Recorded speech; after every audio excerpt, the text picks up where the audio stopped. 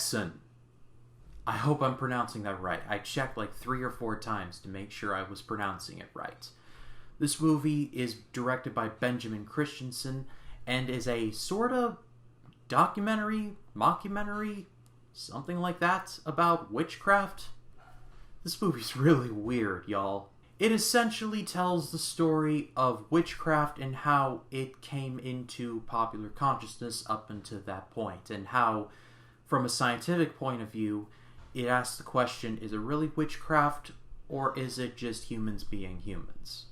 The history of this movie and the various versions therein is quite fascinating. Essentially, there was the initial version in the 20s, and then there was a restored version in 1976, then there was another version in 2007, and then a final restored version in 2012, which is the version that I watched through the Criterion Collection. I know this may come across as a bit odd, but I appreciate the effort that went into this movie more than the actual movie itself.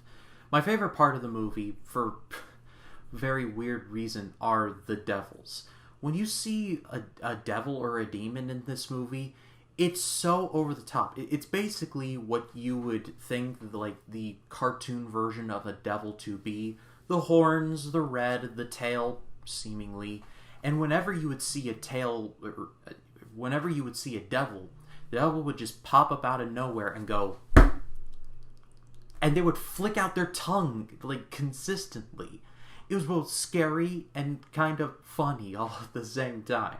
And God bless the actors who played the priests and the nuns, because they had to sell like this is the scariest thing that they had ever seen. And I assume it would be. However, when someone's looking at you like,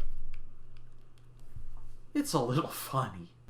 And the general thesis of the movie being that this movie attacks witchcraft from a science point of view is, on paper, kind of fascinating. However, this movie's weird in that it feels like if this were made like years in the future, it would be kind of made as sort of like a mockumentary. But it's not. In my research, I found that Benjamin Christensen read just about every manual and book on witchcraft that he could find. So is he trying to educate us? Is he trying to scare us? Maybe both. Who knows? I recommend this not necessarily because of like the content per se, but because of the effort.